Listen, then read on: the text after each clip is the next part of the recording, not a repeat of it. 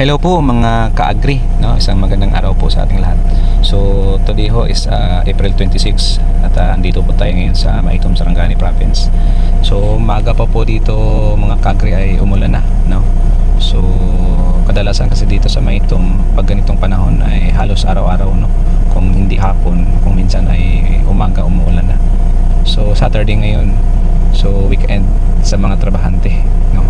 So yung nakakaantig sa aking puso mga ka-agri ay habang ako ay nagpapatrolya sa loob ng plantation kahit umuulan, nakita ko po itong isang worker natin, no?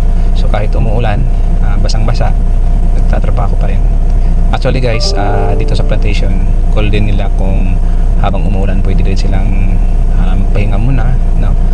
Maghanap ng masisilungan para at least hindi sila mabasa. Then after na mag-stop yung ulan, pwede naman silang bumalik.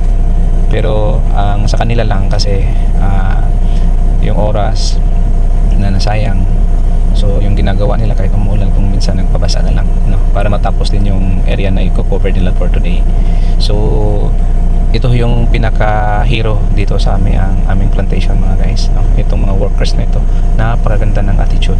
Kahit hindi mo na utusan, kahit hindi mo na hahanapin kung sa silang bumabalik sa trabaho, dahil alam nila na in everyday meron po silang task, no? Yung obligation nila bilang isang worker, ginagampanan talaga nila.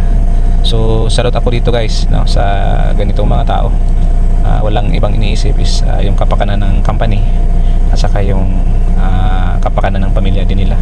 So ito talaga yung mga totoong hero guys, no? Sa lahat ng mga company, no? Nag-excel ng mga company natin dahil sa mga ganitong trabahante. So good luck po sa iyo, buddy.